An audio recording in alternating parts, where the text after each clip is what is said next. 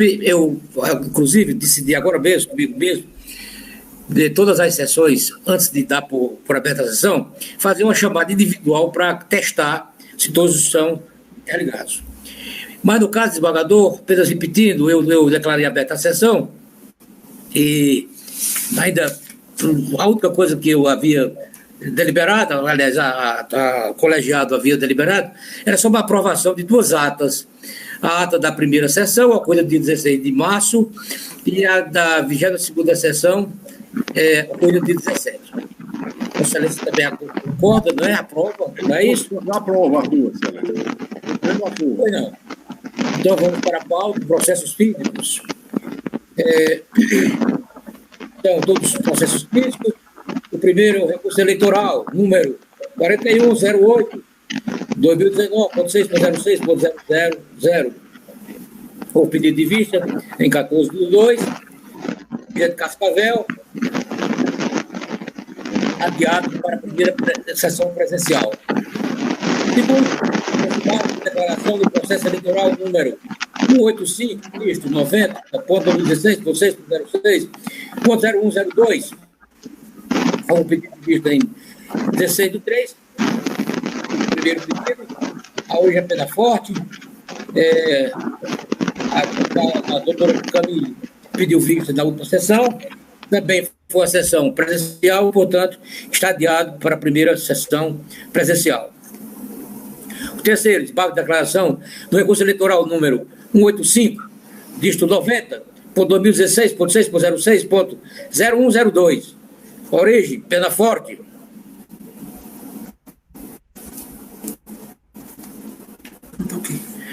Também a desembargadora Camille pediu vista, adiado para a primeira sessão presencial. 4. Recurso eleitoral número 40, dígito 23.2019.6.06.007. Origem, Cascavel. O desembargador Inácio de Alencar Cortez Neto pediu vista, adiado para a primeira sessão eleitoral. Eu indago se todos estão me ouvindo. Sim, excelente. Muito bem. Estou ouvindo. Uma distorção, mas está.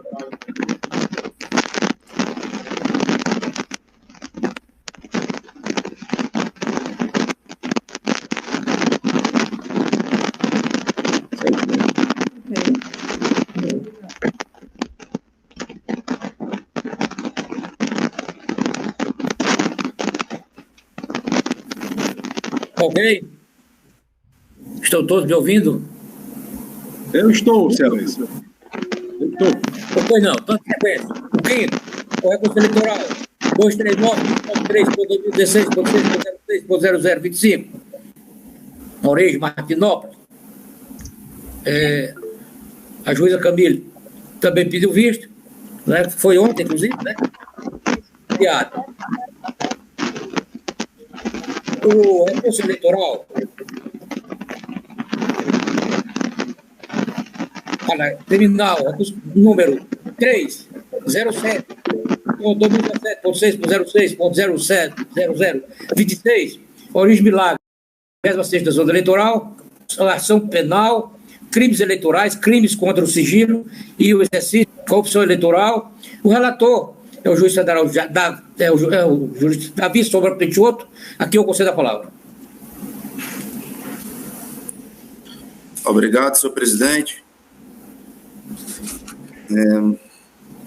Como eu encaminhei a todos os pares essa proposta de voto, eu indagaria se eu ficaria dispensado de fazer a leitura do relatório e se eu poderia ir direto para o voto, até porque nós julgamos, acho que há uns 6, 7 meses, um processo bem parecido no âmbito civil eleitoral, e os fatos são os mesmos e talvez esteja ainda fresco aí na memória dos colegas.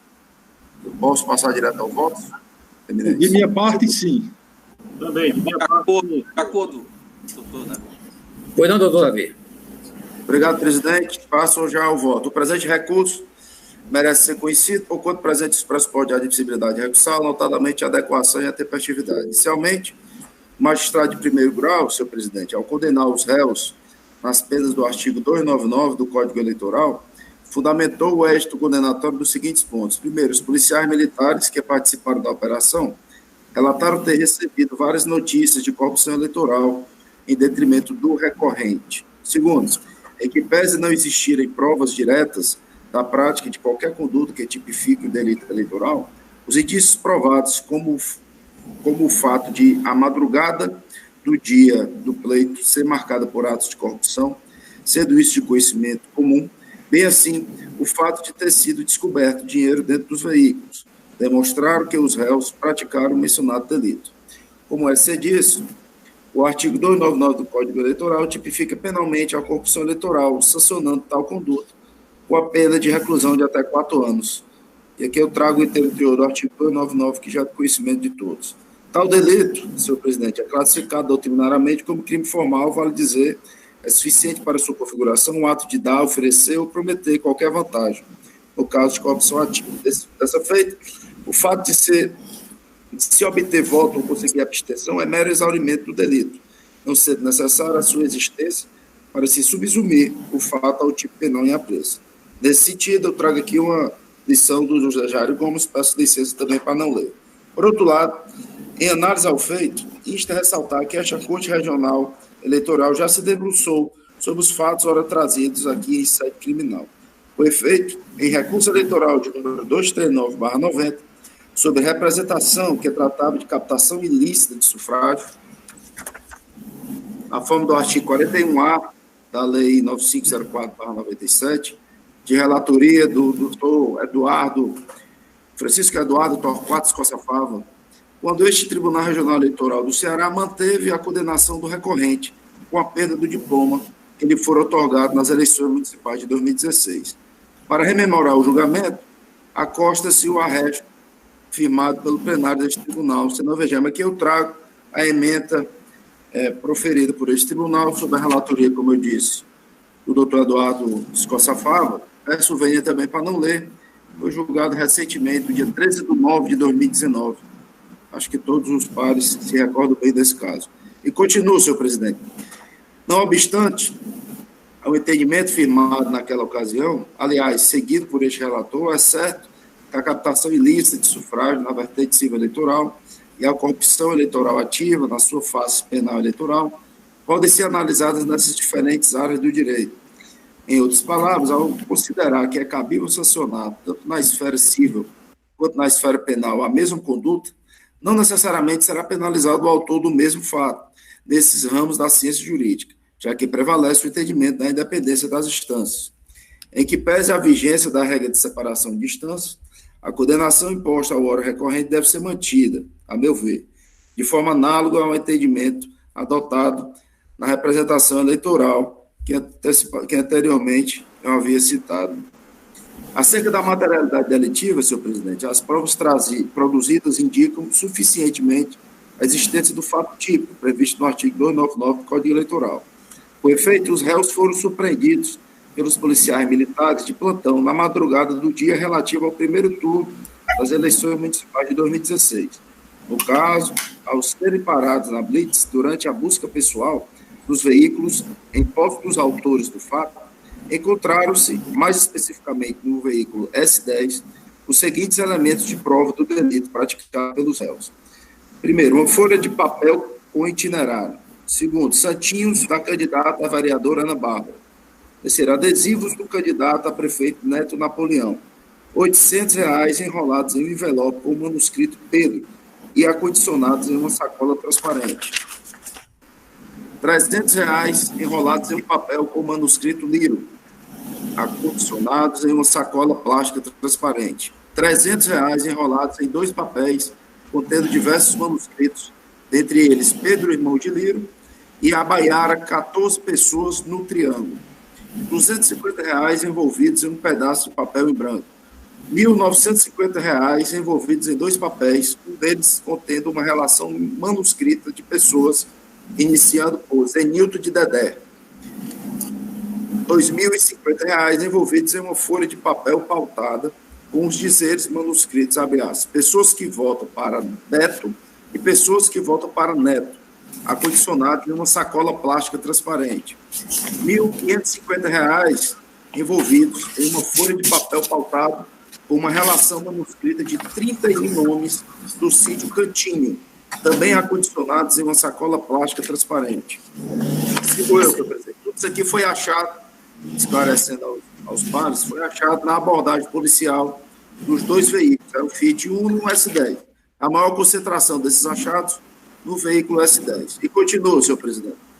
É certo que não existiu o flagrante delito por parte dos agentes militares. Todavia, os indícios são veementes, no sentido de indicarem uma prévia pactuação informal entre o recorrente e os eleitores, com vistas à obtenção de seus votos no pleito municipal de 2016. De fato, o artigo 239 do Código de Processo Penal informa que as circunstâncias comprovadas que permitam concluir a existência de outra situação podem ser utilizadas no processo para fins, inclusive, de condenação, em que eu trago o inteiro teor do artigo 239. E continua, senhor presidente. Da espécie, a quantidade de dinheiro apreendida, separada em blocos, em que cada qual possui a identificação de possíveis eleitores a serem agraciados, ao lado de uma relação com o nome de pessoas, indicam indiscutivelmente o prévio ajuste entre o então candidato à reeleição ao cargo de vereador e os eleitores nas localidades a serem ou que foram visitadas naquela madrugada. Logo, a materialidade do delito é indiscutível, isso porque as provas escolhidas pela Polícia Militar demonstram que a vantagem pecuniária teria destinação certa, qual seja o gosto dos eleitores indicados nas relações apreendidas durante a ocasião. Ademais, todos os elementos ali colhidos demonstram irrefutavelmente o prévio acordo entre as partes, isto é, entre candidato e eleitores, o que, por isso mesmo, informa a ocorrência de ato ilícito, na forma de promover ou oferecer vantagem devida. Trata-se, portanto, de prova robusta a corroborar, se a menor dubiedade, o fato típico apresentado na denúncia criminal, é dizer, o crime de corrupção eleitoral previsto no artigo 299 do Código Eleitoral. Por sua vez, senhor presidente, em relação à autoria, resta nítida a sua constatação na hipótese apresentada pela acusação.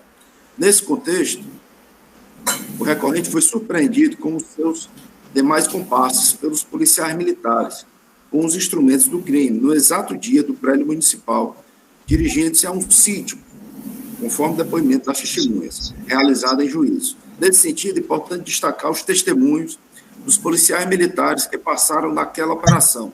Vejamos. Primeiro, vou tentar fazer uma leitura bem rápida aqui, senhor presidente.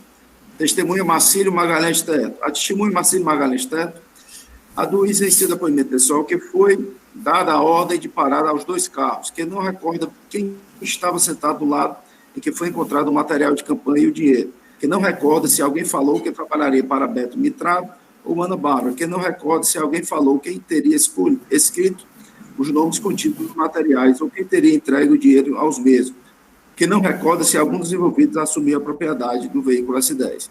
Já a testemunha Francisco Alves Nogueira, assim falou, ao responder ao advogado da parte representante. Sargento, o senhor se recorda se no momento em que foi dado, desculpa, que é a pergunta do advogado. Sargento, o senhor se recorda se no momento em que foi dada a ordem de parada ao primeiro veículo, o segundo veículo tentou ultrapassar e seguir a viagem, ou se a ordem de parada foi feita imediatamente para os dois veículos?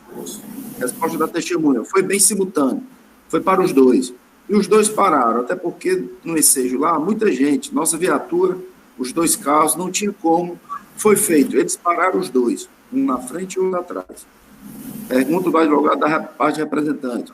O senhor se recorda quem sentava no banco onde foi encontrado o material de campanha, a lista e o dinheiro? A resposta da testemunha, doutor, eu não recordo, porque na abordagem eu estava na cobertura, que é aquele policial que fica dando cobertura no que possa vir.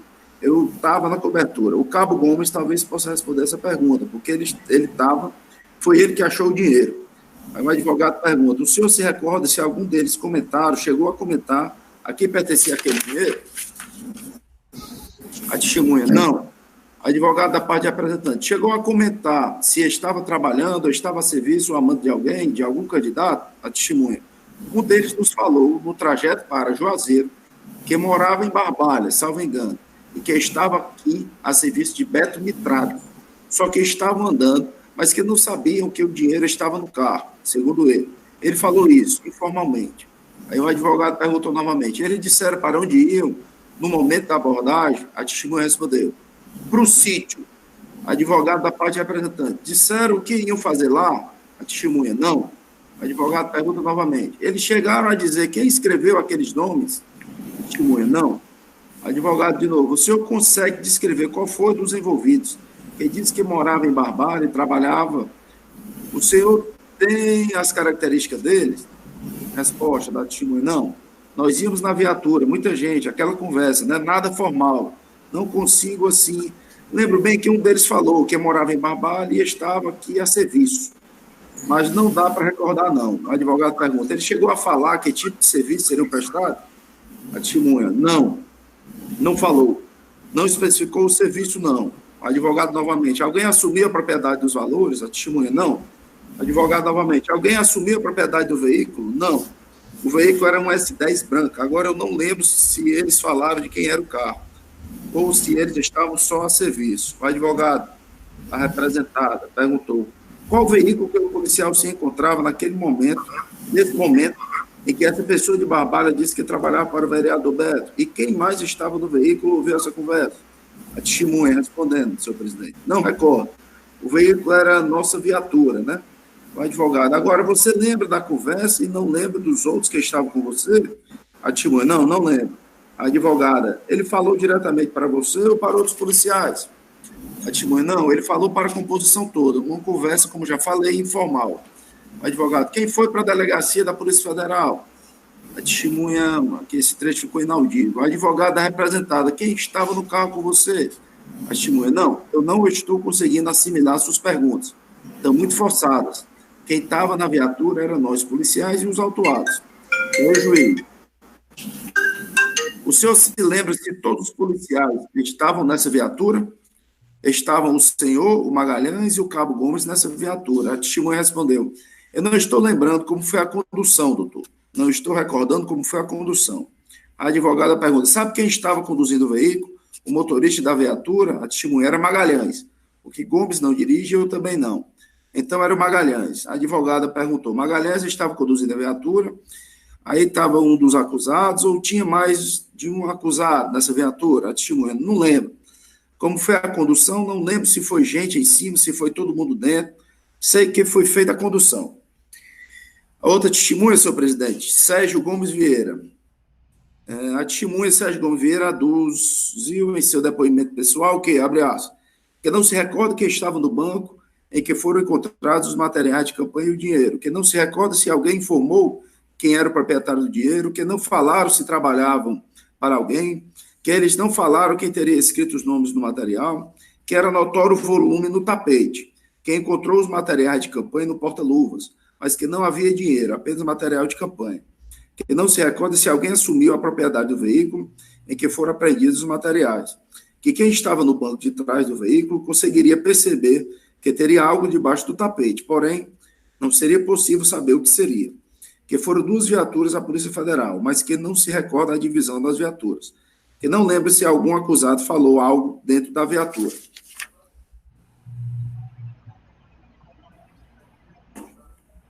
E continua, senhor presidente. Esses foram os depoimentos dos policiais militares que fizeram a abordagem na véspera da eleição. E continua, senhor presidente.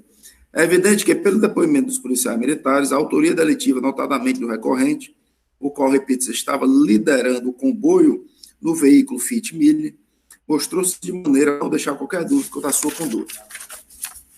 Vale destacar, a propósito, que, de acordo com o testemunho do militar Francisco Alves Nogueira, o recorrente estava em direção a um sítio. Durante o ato de busca pessoal, apreendeu-se um manuscrito contendo uma relação com 31 nomes de eleitores do, abre aspas, sítio Cantinho, fecha aspas. Isso significa que existia um prévio acordo entre o recorrente e os moradores da localidade. Desse modo, é que se conclui pela autoria delitiva no caso concreto. Tanto é que todos os envelopes de dinheiro continham nomes determinados, o que, por certo, indicam inexoravelmente a promessa de dádiva aos eleitores das localidades a serem visitadas no dia do pleito.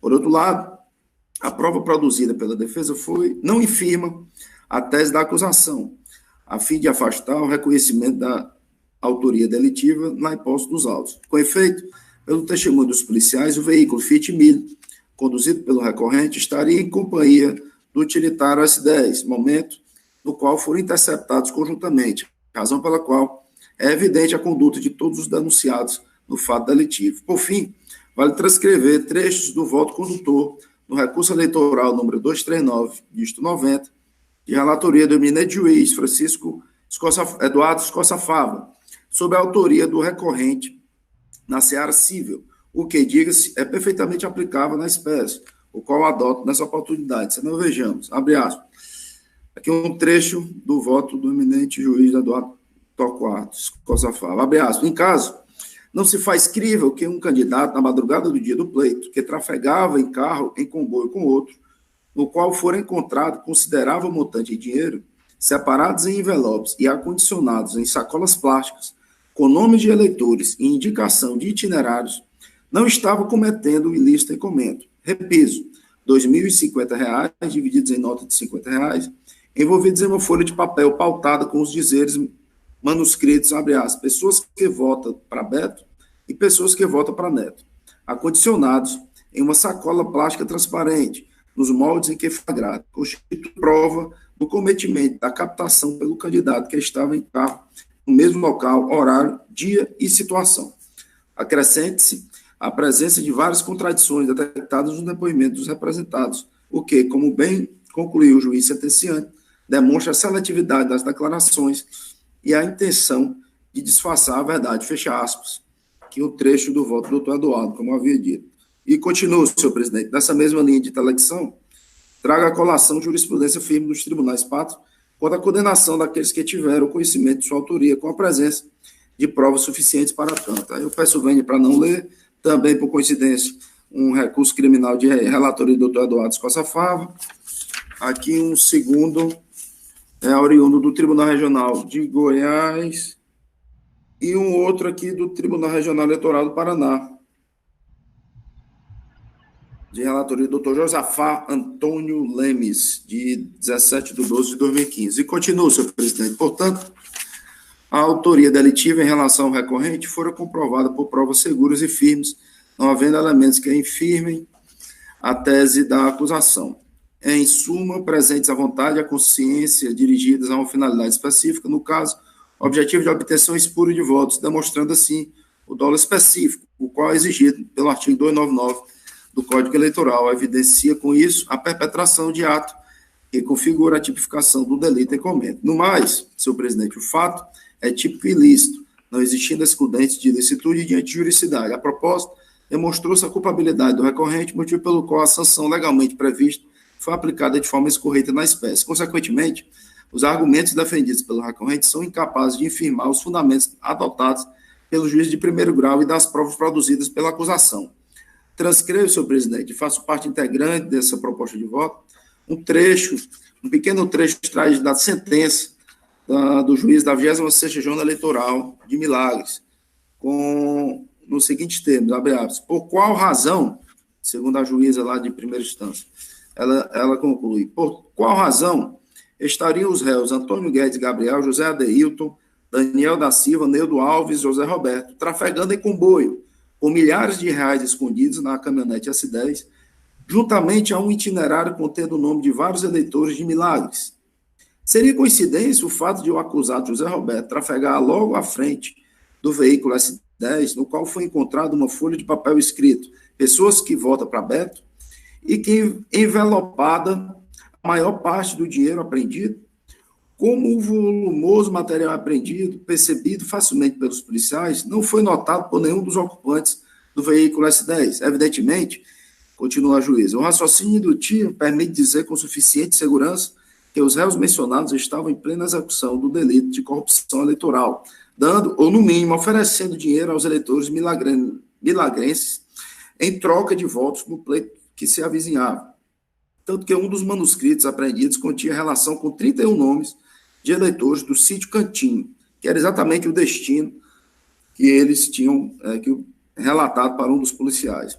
Desafortunadamente, é de conhecimento notório dos cidadãos desta comarca que a noite e madrugada que antecede os pleitos eleitorais são marcados por atos de corrupção, porquanto vários candidatos e apoiadores lançam mão desse nocivo expediente a fim de obter vantagem na votação.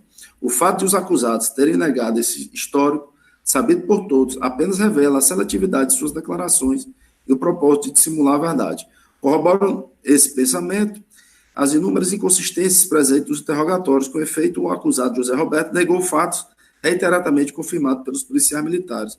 Doutor Verdes, Neudo e Adeilton sustentaram que entraram no veículo de Antônio sem nem conhecê-lo, simplesmente porque queriam, abre aspas, andar pela cidade, o que não soa crível. Daniel e Antônio, por outro lado, negaram trabalhar para a coligação da qual os candidatos réus pertenciam, mas a própria ré, Ana Bárbara, confirmou que ambos trabalharam durante a campanha eleitoral, frequentavam a sede do comitê e até dirigiam os carros que ali estavam à disposição.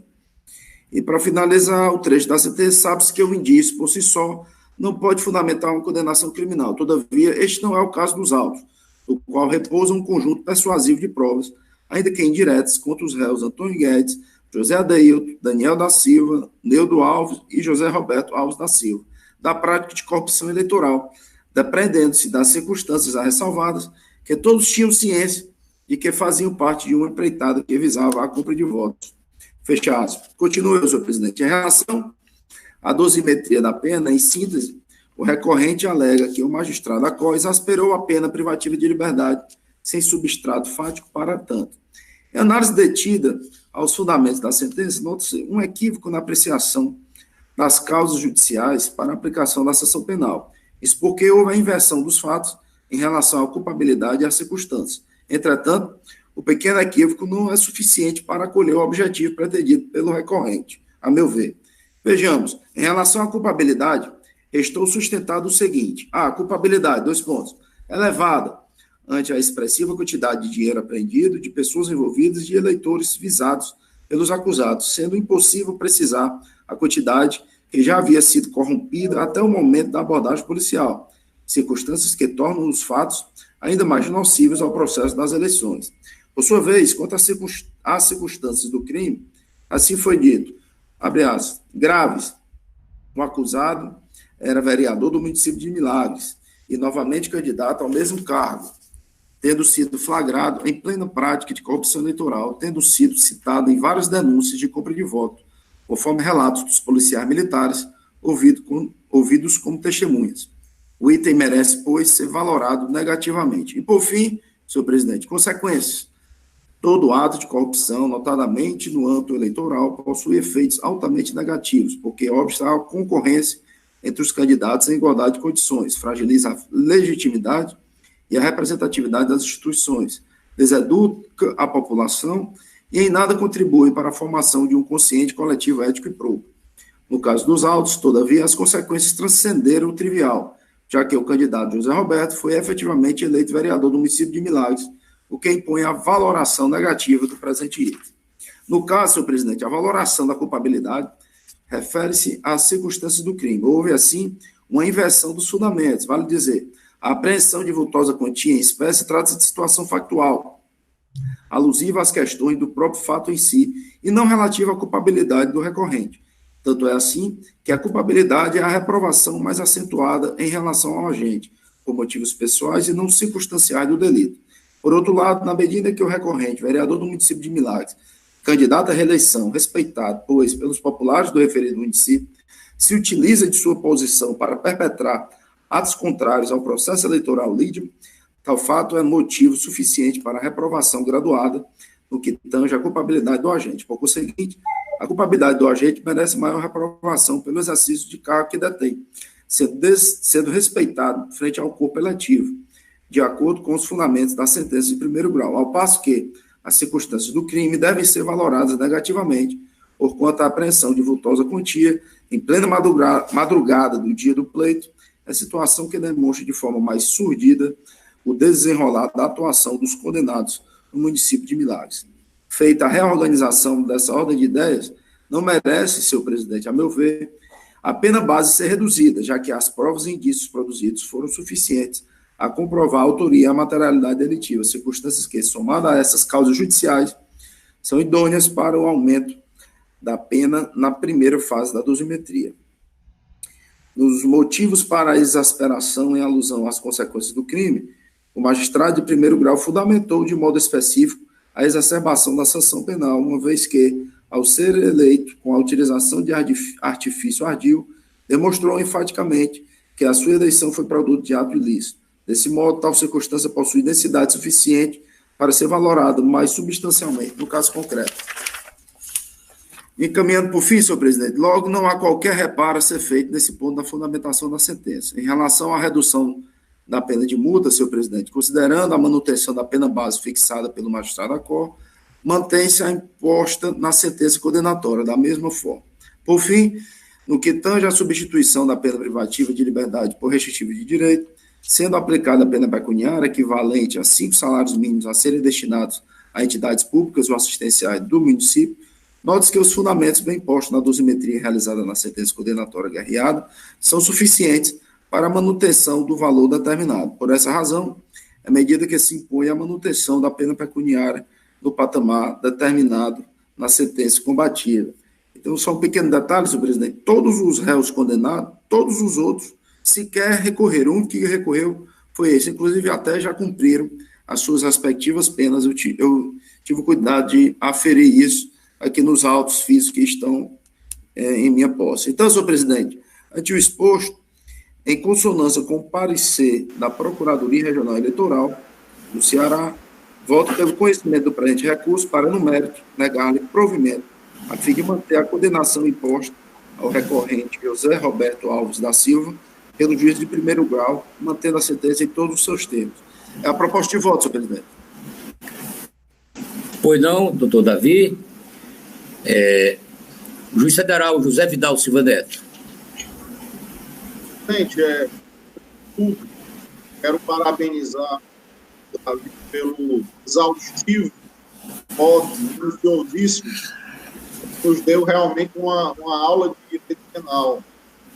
Nós já tínhamos examinado essa questão sob o ponto de vista civil eleitoral e depois de também de um exame aprofundado do Eduardo Scott,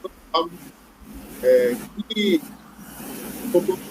aproveitou-se para a seara penal, ficou muito claro que há uma convergência do material probatório abundante. Não há somente provas indiretas, porque a apreensão no carro de pacotes de dinheiro em que já estava designado a quem entregar o dinheiro, mostrava que essas provas são diretas e que já tinha havido uma negociação informal para a compra de. Então, a quantidade de provas, as circunstâncias da apreensão, 2 comboios, um comboio de 2 carros, em que o candidato, às vésperas da eleição, me fazem ver que é impossível, ou extremamente improvável, que essa quantidade de atos, essa quantidade de indícios de provas não apontem para o cometimento do crime, como realmente apontam. Quanto à individualização da pena, eu também concordo com o doutor Davi que houve uma pequena inversão. Na verdade, a inversão foi devida à errônea, uma pequena equívoco do juiz. Ele designou a aferição das circunstâncias de culpabilidade, ele designou erradamente como aferição de circunstâncias. Então, basta, na verdade, trocar os nomes que foram dados às duas circunstâncias, mas, de fato, os dois elementos de individualização da pena foram bem fundamentados pelo juiz. Houve só um equívoco na nomeação do que ele estava fazendo, que não prejudicou em nada a individualização da pena. Então, com essas palavras, com esses fundamentos, eu acompanho integralmente o bem lançado voto do relator. Pois não, doutor José Vidal. Doutora Camille Moreira Castro. Senhor presidente, eu Recebi ontem o voto do doutor Davi e até verifiquei que na composição do julgamento civil, né, do 41A, eu participei em substituição ao doutor Tiago, vi ali o voto do doutor Escoça Fava, mas eu gostaria de ponderar umas questões referente a esse caso, porque, diferentemente do outro, que foi um processo civil, esse processo criminal, até por ser crime, as circunstâncias a serem analisadas são outras também, não só as mesmas que foram verificadas ali no processo civil. A jurisprudência desse tribunal, inclusive, teve 2 votos meus, até localizei aqui, do município de Alto Santo, teve do doutor Mauro Liberato, do município de Icó. Foram julgamentos recentes, também de Tabuleiro do Norte, que no caso de não serem identificados os eleitores, me parece que aí é o caso onde, apesar do farto material probatório encontrado, documental, a listagem, não foi ouvido nenhum eleitor nesse caso, né? Então, o tribunal vem decidindo, o TRE do Ceará, e não só o nosso, como o TSE e outros, que no caso de atos preparatórios não são punidos os atos preparatórios, né? Nesse caso, me parece que pela blitz, e isso é costumeiro, né? Não é a primeira vez que a gente fez esse tipo de processo na corte, nas vésperas do pleito, a polícia, na verificação cotidiana, acaba por interceptar esse tipo de ato. Então, me parece que a jurisprudência dessa corte é no sentido da absolvição, ou seja, não há identificação de um eleitor, né? Foram os julgamentos já de 2016, 2017, pelo menos do TRE aqui, o último que eu achei foi 2017, de Alto Santo, inclusive em fase de inquérito ainda, que foi arquivado.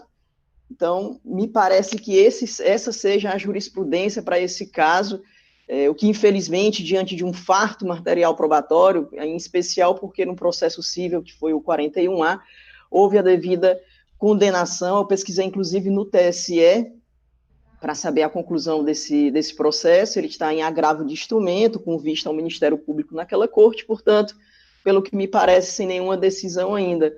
Então, eu fico na divergência, preferindo acompanhar a jurisprudência desse tribunal, salvo se, por conta desse processo, a corte, num debate mais aprofundado, resolvermos, neste momento, aprofundar essa discussão jurídica aí, pelos mais afeitos ao processo penal e ao processo e ao direito penal. Então, é esse meu voto, senhor presidente. Doutora Camille, deixa eu só ponderar uma coisa, doutora Camille.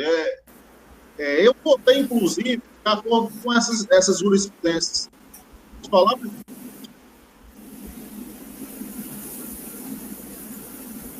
Me ouvindo? Estou. Desembargador Haroldo, doutor Vidal, por favor, Vidal, por favor, desembargador Haroldo e Camille, só uma sugestão. Desliguem os microfones. Pronto. A gente podia combinar assim, quando alguém estiver falando, se pudermos nós outros desligarmos o microfone, eu já percebi que fica mais audível. Só essa observação. Muito obrigado, senhor presidente. Doutor Vidal, desculpa ter interrompido. Não, só ponderando. Inclusive, eu votei em alguns desses casos, presidente, acompanhando a maioria, e acho que há um distinguish muito importante nesse processo, que foi muito bem notado pelo doutor Escoça Fava, porque as provas que nós temos aí, de fato, os réus, eles tiveram o cuidado, digamos assim, de individualizar as quantias, e as quantias já estavam separadas para os referidos eleitores. Os referidos eleitores tinham uma identificação precisa. Então, acho que essas circunstâncias mostram que o tribunal respeitou a jurisprudência, tanto do TSE quanto a sua, no tocante à apreciação cuidadosa dessas provas. Acho que esse caso aqui, ele refoge aos outros, em que não havia uma individualização precisa de quais votos ou de quais pessoas tinham sido convencidas indevidamente a votar. Então, gostaria só de ponderar isso, doutora Camille, para frisar que os casos são diferentes. Aqui nós temos uma individualização dos eleitores.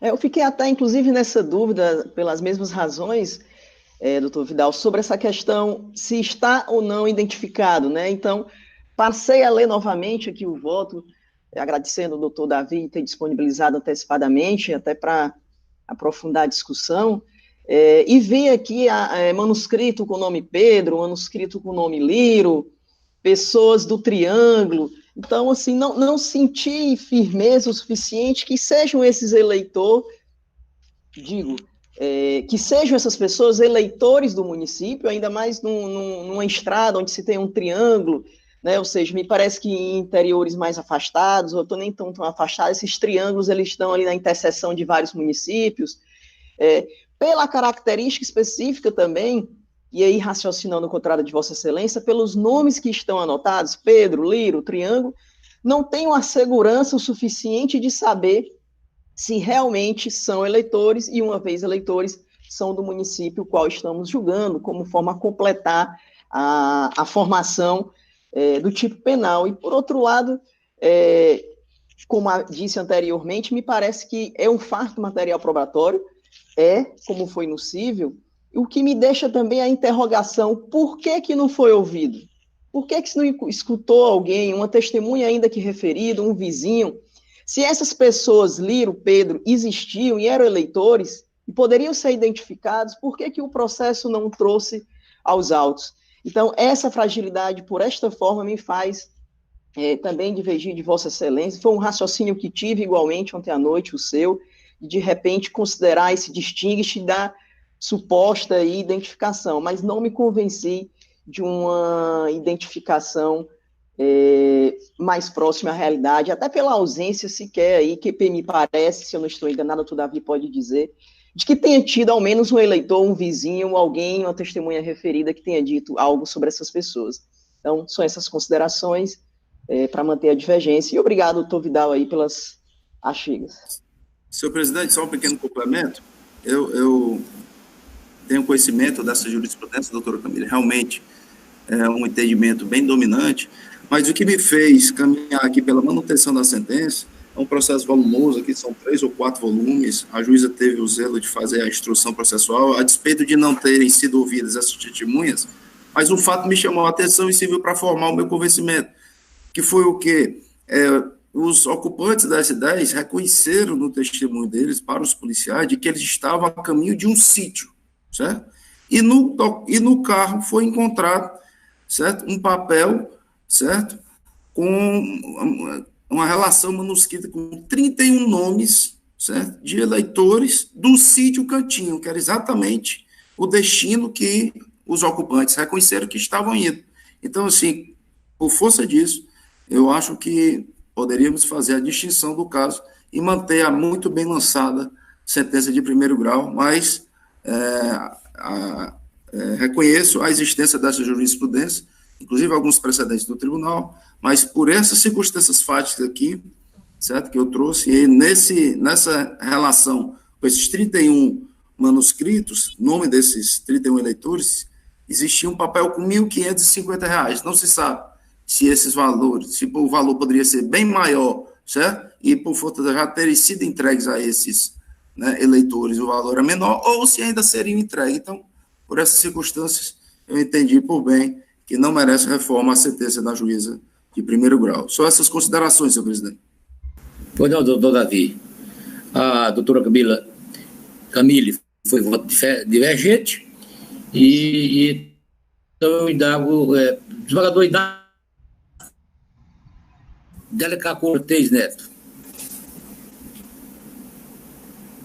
Desembargador Inácio? Pois não, estou ouvindo. Excelência, o que me causa surpresa é que numa véspera de uma eleição municipal, o candidato a vereador com muito dinheiro num carro, em comboio, aí o nome dos eleitores que seriam beneficiados, ainda se faz necessário que se vá ouvir, então seria o ideal montar uma operação para seguir o candidato até a casa do eleitor e ver essa entrega de dinheiro. Eu tenho convicção que a prova é escorreita, que a prova é forte e que eles praticaram corrupção eleitoral e não há porquê de maneira nenhuma, vir com benécias de dizer que tem que ouvir, tem que não sei o quê. Quer dizer que no Brasil, só quem tem razão e só quem pode fazer é quem faz a atividade ilegal. A atividade lícita, não. Por que é que ele fez isso? Por que é que ele não foi nos dias antes? Por que é que ele não estava, na época de campanha, visitando os eleitores? Acha de ir numa noite anterior. Então, por essa razão, eu não tenho como divergir do relator, que fez uma análise profunda da prova. Acompanhe o relator na íntegra, senhor presidente. Pois não, desembargador Inácio, o juiz Roberto Viana Diniz. Senhor presidente, bom dia a todos. Eu gostaria de iniciar cumprimentando o técnico, extenso e profundo voto do eminente jurista Davi Sombra Peixoto. Essa matéria ela já tinha vindo aportado aqui ao colegiado, como já foi lembrado aqui, através de uma demanda civil eleitoral, né? Então, de maneira que o substrato fático e probatório ainda está relativamente recente em nossa memória e facilitou a intelecção da situação fática trazida aqui ao crivo do colegiado. Mas a situação realmente ficou bem mais evidente pela clareza das duas decisões, da decisão de primeiro grau, em que o juiz ou a juíza, não sei bem, foi extremamente técnico em analisar a prova que foi produzida. Houve a apreensão aqui de farta quantidade de dinheiro. Como bem lembrou aqui o doutor Vidal, não é propriamente nenhuma prova meramente indireta, um simples indício. É uma prova que havia um liame eleitoral claro e que o juiz pontuou na sentença que estava havendo ali, a conduta estava em plena execução, na verdade. Não se tratava aí de atos preparatórios. Essa reflexão que a doutora Camille trouxe muito apropriadamente ao tribunal é uma reflexão válida e que merece ser devidamente levada em conta, mas no caso presente, eu entendo que a circunstância de você apreender uma quantidade vasta de dinheiro, envelopada, com os dizeres, aqui fulano, vota em Beltrano, no caso Beltrano, o próprio recorrente aqui, que era vereador. Sabemos todos aí, como nós que fomos juízes eleitorais, ou mesmo os senhores advogados que já trabalharam em eleições no interior, que realmente a noite que antecede o pleito é marcada por esse tipo de conduta que não pode nos passar despercebidos. Então, eu acho que, nesse caso, ele apresenta essa peculiaridade da robustez, tanto da materialidade da conduta, representada na apreensão do dinheiro, que foi surpreendido pela força policial, realmente, enquanto se dirigiam a esse sítio Cantinho. Eu acho que aqui ficou demonstrada a plena tipicidade da conduta penal que foi imputada aqui ao recorrente. Aqui, simples fato de não ter sido ouvido o eleitor corrompido não me parece relevante o suficiente para desconsiderar a robustez das provas aqui que o relator trouxe com muita correção, com muito apuro.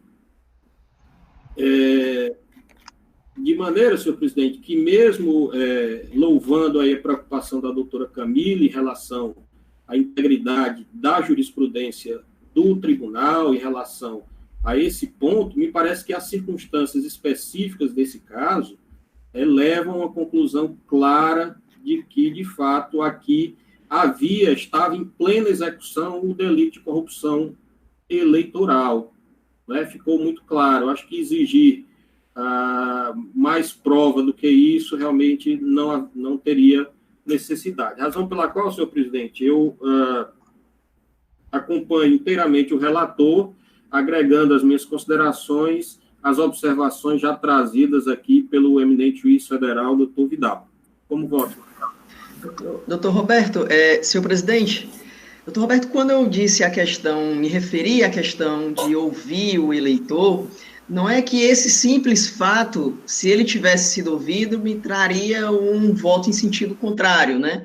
Seria uma questão processual a mais para que se garantisse a firmeza da jurisprudência, né? Até localizei aqui, já pesquisando, enquanto Vossa Excelência votava, no dia 11 de setembro de 2019, ou seja, agora há pouco menos de 6 meses, no processo de Acopiara 392, dígito 21 de 2016, em caso bastante similar ao presente, essa corte, por unanimidade, absolveu o réu em situações, inclusive, probatórias, bem mais complexas que o presente processo, pelo que eu me debrucei aqui rapidamente, lendo, enquanto Vossa Excelência também se manifestava. Então, me parece, então, que em se mantendo essa decisão do relator, esse distingue tenha que ser feito de forma mais, talvez, na ementa, ou numa discussão maior aí no voto, porque ficaria em contradição, inclusive, ao próprio voto, doutor Davi, que foi, Vossa Excelência foi o relator nesse caso de Acopiara, né, agora de setembro de 2019, né, dia 11 de setembro. Então, aproveito essas considerações também para manter essa decisão, mantendo a jurisprudência aí da Corte, por mais esse argumento. Eu voto, senhor presidente. Obrigado aí pela deferência. Pois não. Doutor Cavilli, o doutor Roberto já votou, então, acompanhando o relator, falta tão somente o juiz Duarte Kosoval. Aqui eu concedo a palavra. Pois não, senhor presidente, bom dia a todos. Votar por último nessas circunstâncias sempre é muito tranquilo, diante dos debates já levados ao cabo aí por todos os membros da Corte. Eu estava aqui ouvindo atentamente e refletindo sobre todos os argumentos que foram postos no julgamento, mas eu assim, eu procuro fazer abstrair, porque eu fui relator no processo civil, né, e nós estamos no campo penal e que trata realmente da liberdade, a gente tem que ter um olhar muito mais criterioso para que não possamos cometer realmente injustiça. Mas o caso em si, ele realmente, como bem ponderou o relator e o doutor Vidal e os colegas que o acompanharam, ele apresenta especificidades. Vossas Excelências sabem que a gente precisa ter muito cuidado na apreciação do acervo probatório na seara penal, porque cada caso traz uma especificidade que a diferencia de julgamentos anteriores. Isso a gente tem se deparado muito com relação a esse tipo de comportamento, né? Não me parece, com todo respeito ao que foi ponderado pela doutora Camille, tratar-se de ato preparatório. Pelo contrário, eu já vejo a conduta aí como um exaurimento do crime de corrupção, porque estávamos falando de entrega, né? Porque o crime já tinha realmente acontecido, a oferta do dinheiro, né? O que eles estavam fazendo não era ato preparatório, eles não iam lá, pelo menos pela prova que foi apresentada, eles não estavam indo lá para negociar, eles estavam indo lá já para entregar. E a gente sabe que o crime de corrupção ele se consuma não pela entrega, mas pela promessa, né? E assim, as circunstâncias do caso realmente seria humanamente impossível, numa circunstância dessa, você exigir a identificação. Isso foi muito bem ponderado pelo doutor Vidal, quando realmente estava ali já reservado toda essa questão, a divisão do numerário vultoso, né? Na circunstância, o trevo, me parece, diferentemente do que pontuou a doutora Camilo, mas eles estavam a caminho da localidade onde aqueles eleitores nominados nos respectivos pacotes residiam. Então, me parece aí que não se trata de ato preparatório, se trata de exaurimento do crime, né? E seria interessante exatamente a gente ponderar isso, que a gente tem tido esse cuidado, a Corte tem sido muito criteriosa na análise dessa questão de identificação, de análise penal com relação à identificação do eleitor, mas este caso, ele traz umas peculiaridades que realmente nos levam à segurança, não meramente com relação à prova indiciária, que seria muito tênue para configurar e amparar uma condenação, mas ressaltando o cuidado que foi feito tanto pelo juiz de primeiro grau como pelo brilhante voto lançado aí pelo eminente relator, que de forma exaustiva, criteriosa, desapaixonada, tratou de realmente trazer esse liame tanto na tipicidade quanto na culpabilidade. E parece que essa questão ela está bem posta, não se trata meramente de meros indícios ou presunções que levariam injustamente à condenação. Me parece que não, está muito bem ponderado. E com relação à sentença em si, eu também, na parte dispositiva, eu também vi aquela observação lançada pelo doutor Vidal, mas que nada altera a fundamentação, a justificativa apresentada pelo juiz quanto a estabelecer a pena privativa de liberdade base acima do mínimo legal foi devidamente justificada. É um ato que nos entristece no país. Nós estamos em pleno século, nós estamos em 2021 e ainda condutas desses jaez acontecer nos rincões realmente do nosso país. É muito lamentável isso.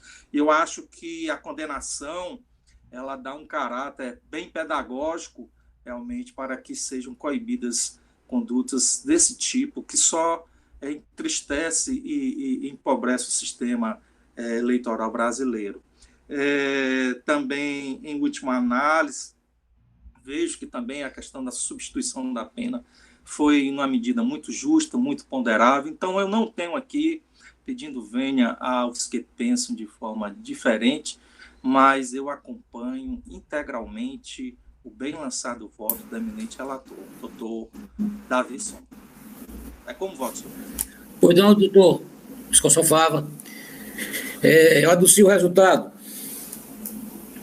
Recurso eleitoral conhecido e desprovido a fim de manter a condenação imposta ao recorrente de José Roberto Alves da Silva. Decisão por maioria de votos. Vamos ao último da pauta. Haverá sustentação oral. Origem, Cascavel, é o recurso eleitoral número 352, dígito 04, ponto 2016, ponto 6, ponto 06, ponto 0007. Já falei, origem Cascavel, que é a 7ª zona eleitoral. O recorrente, Valdemar Araújo da Silva Filho. Advogados, Carmine Burana Gugel Coelho e outros. Assunto, prestação de contas de candidato à eleição 2016, cargo prefeito. O relator é o juiz federal José Vidal Silva Neto, a quem eu concedo a palavra. Presidente, passa a leitura do relatório. Trata-se de recurso eleitoral interposto por Valdemar Araújo da Silva Filho contra sentença de folhas tais que desaprovou as contas de campanha do recorrente relativas ao pleito de 2016. O recurso foi declarado intempestivo e não conhecido pelo magistrado de primeira instância, pelo que o recorrente interpôs novo apelo à Corte Regional, pugnando pelo seu conhecimento e provimento. Em sessão de 27 de agosto de 2018, o segundo recurso foi julgado e, examinando a admissibilidade do primeiro recurso, a Corte reconheceu por maioria a sua intempestividade. Após o julgamento de recurso especial interposto pelo candidato, o egrégio TSE reconheceu a tempestividade do recurso sobre o julgamento das contas e determinou o retorno dos autos para análise do mérito. O presente julgamento cinge-se, pois, a analisar as razões recursais em face do julgamento que desaprovou as contas do recorrente. Decretou o magistrado na sentença recorrida e, considerando que não foi apresentada documentação que comprove que as doações recebidas pelos candidatos fazem parte do patrimônio dos doadores, e ainda que restaram divergências entre as contabilizações de doações feitas entre candidatos, as contas devem ser desaprovadas.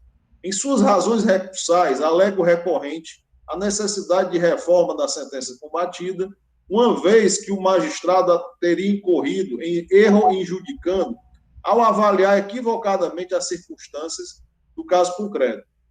Defende que as irregularidades apontadas pelo parecer técnico conclusivo foram devidamente afastadas nas diligências determinadas pelo magistrado Acó, nas quais restou esclarecido que o candidato possui renda compatível com a doação financeira para a campanha eleitoral, uma vez que exerce o cargo de prefeito do município de Pindoretama.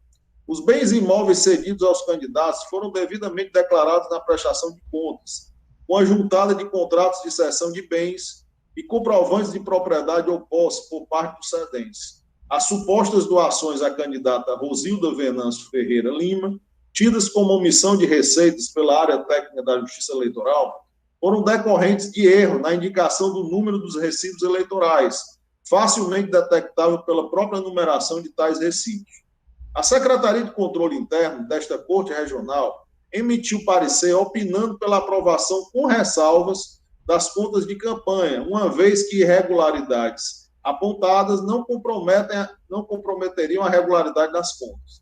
Em parecer sobre as razões do recurso, a Procuradoria Regional entendeu que o candidato não se desincumbiu do dever de apresentar todos os documentos pertinentes quando intimado a fazê-lo, razão pela qual opina pela manutenção da sentença e desaprovou as contas do recorrente.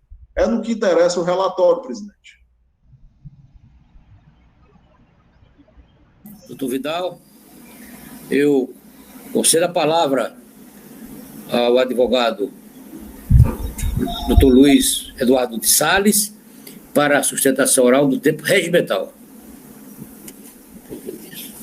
Excelentíssimo senhor presidente, desembargador do Tribunal Regional Eleitoral do Estado do Ceará, senhor relator, senhores demais magistrados eleitorais, senhor representante do Ministério Público Eleitoral, demais assistentes desta sessão plenária virtual, inicio, obviamente, parabenizando esta Corte Eleitoral pela iniciativa da manutenção da atividade judicante dentro desse período que nós estamos vivendo, esse período excepcional de caos na saúde pública, mas o Poder Judiciário não pode parar, a Justiça Eleitoral não pode parar, então eu parabenizo e tenho uma satisfação de participar desta sessão plenária virtual.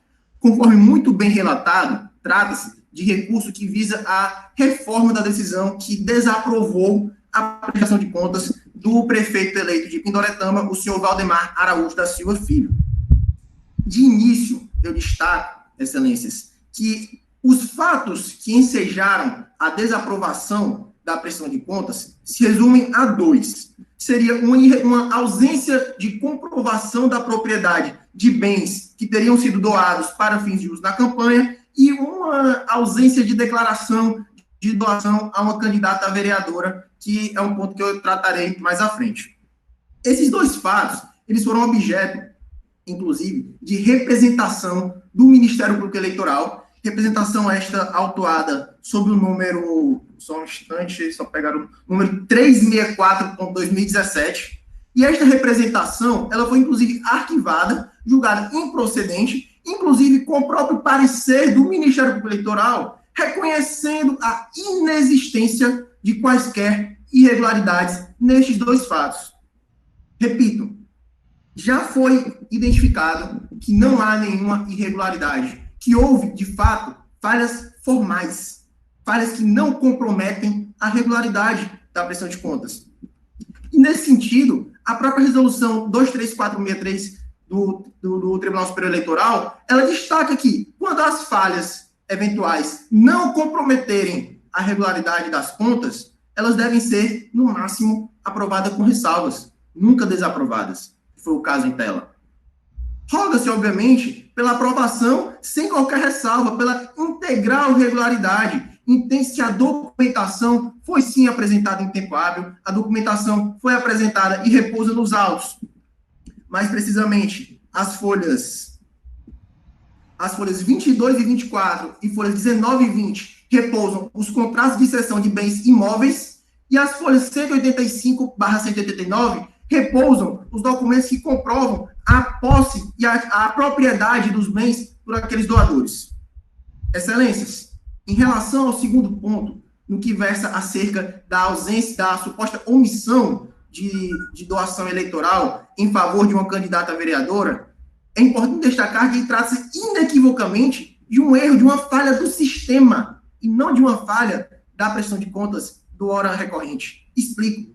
A candidata Rosilda Venâncio Ferreira Lima, suposta beneficiária de tais doações, foi candidata a vereadora do município de Saboeiro. Estamos tratando aqui da prestação de contas do prefeito de Pindoretama. E quando se observa em documentação disponível a este tribunal, que é justamente o extrato de contas de campanha da senhora Rosilda, observa-se que esse valor, e esse valor de R$200, foi doado pelo candidato a prefeito de Saboeiro.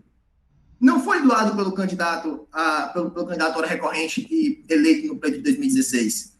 Observa-se inequivocamente que houve uma falha do sistema da justiça eleitoral. Falha esta, senhores, que não pode ser, então, imputada em prejuízo à hora recorrente. O próprio parecer técnico conclusivo, ele opina pela aprovação com ressalvas.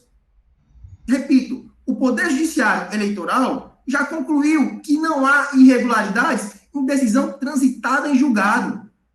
E, repito, com opinião do Ministério Eleitoral favorável à improcedência, reconhecendo a inexistência de qualquer irregularidade. Não se discute que há nestes autos um parecer do MPE pela desaprovação das contas, pela manutenção. Ocorre que deve-se recordar o princípio da unicidade do Ministério Público.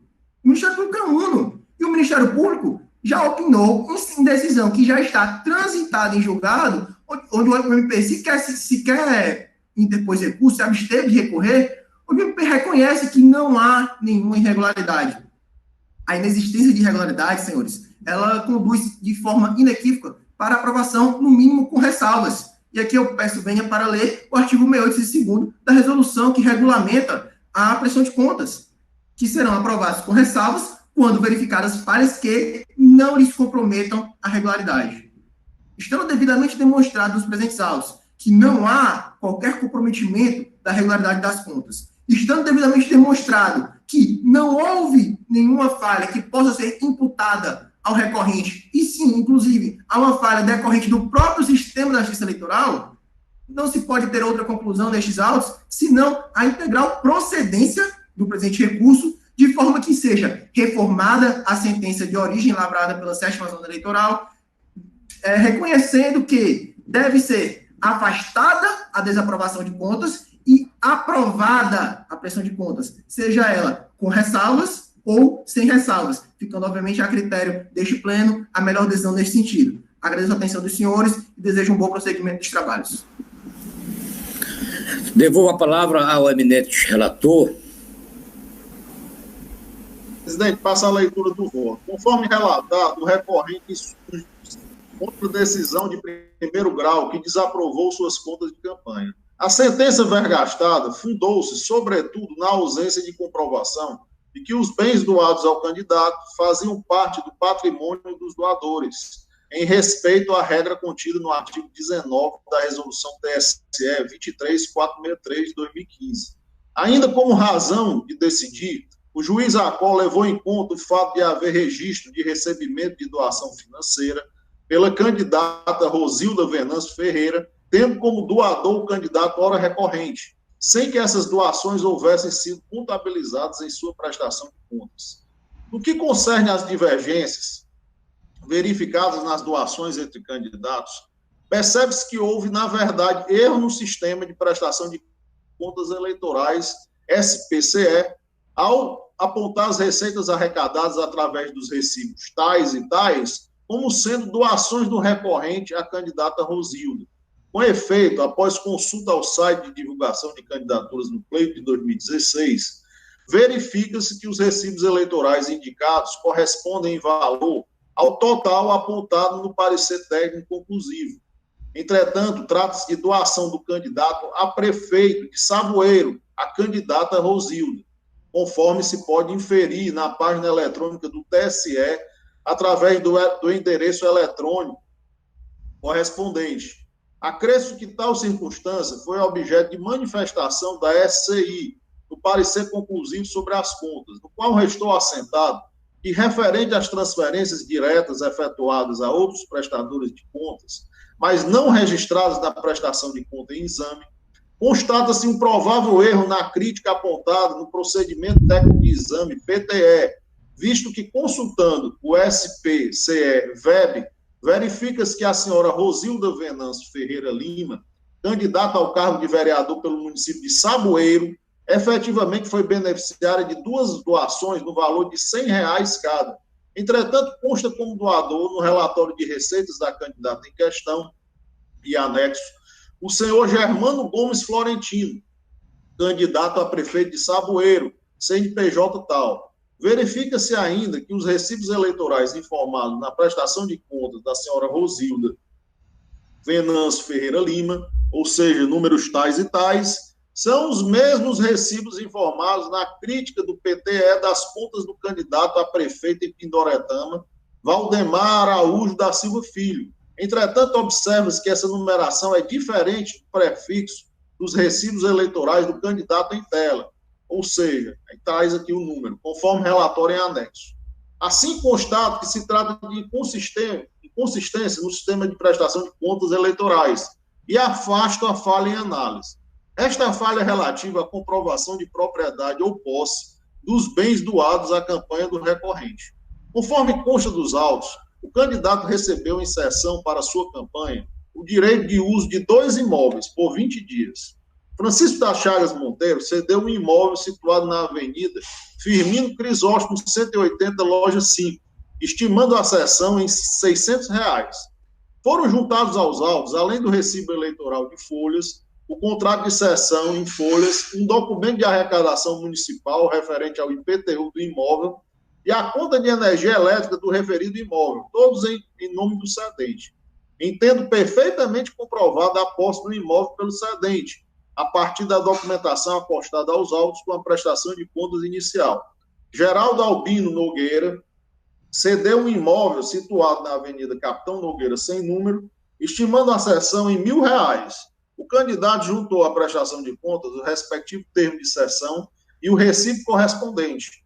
Deixou de apresentar comprovante de propriedade ou posse do imóvel, de forma a comprovar que o referido bem compunha o patrimônio do cedente. Notificado para suprir as falhas apontadas, o recorrente deixou de juntar a documentação que comprovasse a propriedade do imóvel cedido por Geraldo Albino Nogueira, somente providenciando a juntada desse documento quando da interposição do presente recurso ordinário.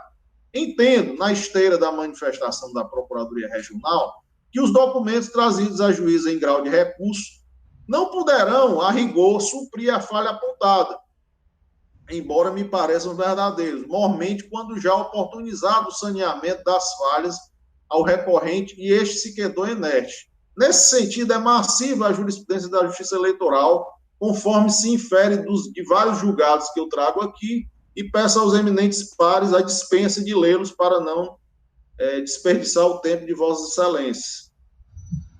Prosseguindo, entendo, todavia, que a única falha remanescente, após as manifestações do candidato, não autorizam a desaprovação das contas de campanha. O recorrente arrecadou o total de R$ 45.295,36 para a sua campanha eleitoral. Após análise em primeira e segunda instância da Justiça Eleitoral, restou apenas uma despesa de R$1.000, envolvida em suposta irregularidade, o que se mostrou que não existiu, na verdade, mesmo que nós tivéssemos que aceitar um documento juntado a destempo. E ainda mais, a suposta irregularidade representa 2,21% do total arrecadado. A despesa impugnada em valor absoluto sequer ultrapassa o limite estabelecido no artigo 18, parágrafo 1º da resolução TSE 23463, que exige a transferência eletrônica de valores como forma de identificar os doadores e beneficiários de recursos financeiros.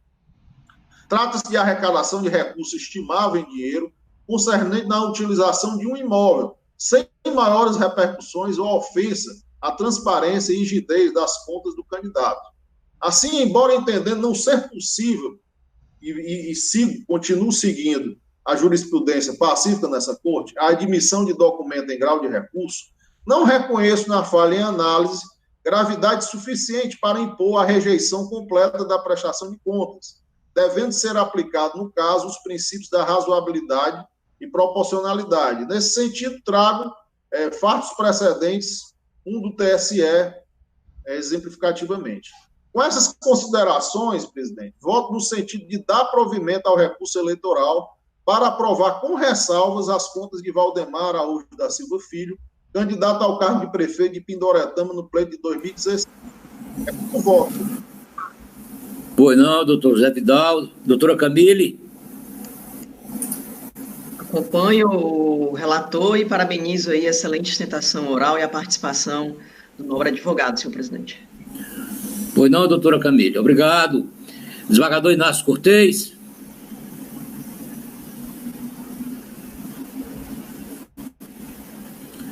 Desembargador Inácio Cortez.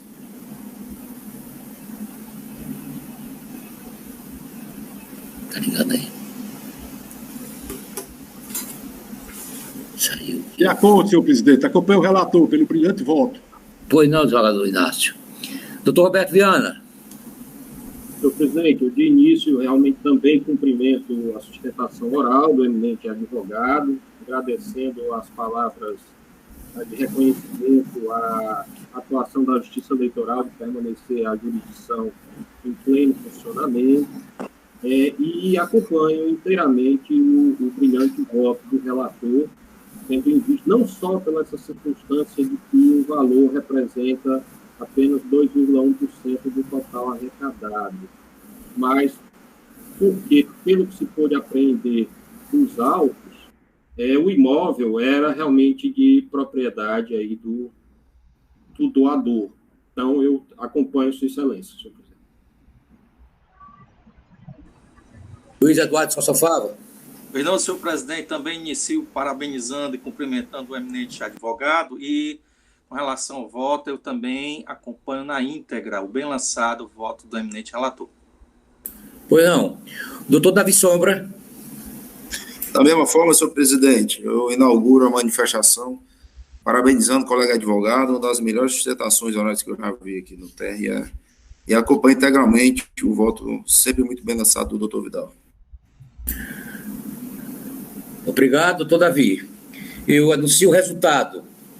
Recurso conhecido e provido para aprovar, com ressalvas, as contas de Valdemar Araújo da Silva Filho. Nos termos do voto do eminente relator, decisão unânime. Alguém tem esta pauta? Não, senhor presidente. Conceda a palavra ao doutor Hugo Pereira. Nosso diretor. Sim. De início, PAD 3044-2020, é a portaria 220, designando de referendo a doutora Renata Santos Nadia Barbosa, da primeira vara de Aquiraz, para titularizar aquela zona eleitoral. Todos de acordo? De acordo, excelência. De acordo, senhor. De acordo. PAD 18449-2019, é um ofício da UFC, Universidade Federal do Ceará, comunicando a impossibilidade de aquecer com a requisição do servidor Renato Rodrigues Brasil para a 85ª Zona de Fortaleza. Foi aprovado na sessão de 14 de novembro passado. A Secretaria de Gestão de Pessoas aprovou a regularidade da requisição, o juiz eleitoral informou que é imprescindível a requisição e a presidência se manifestou pela manutenção dela. Todos de acordo? De acordo. De acordo. De acordo. Pois não. PAD 25 de 2020 é uma solicitação de requisição feita pela 28ª Zona de Juazeiro do Norte.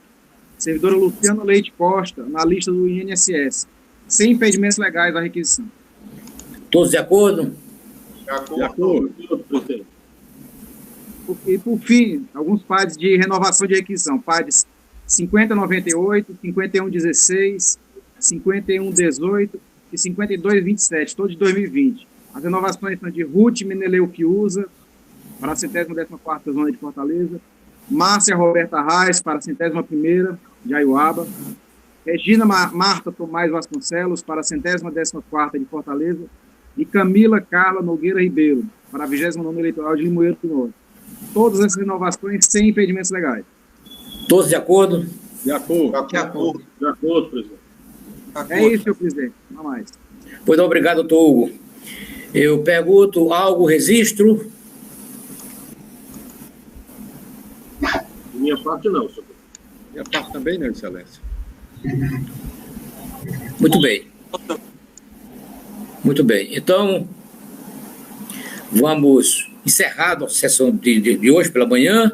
À tarde teremos outra sessão, às 17 horas. Eu, então, declaro encerrada a sessão. Muito obrigado. Até às 17 horas. Obrigado. Até mais. Até boa tarde para os colegas. Até mais tarde.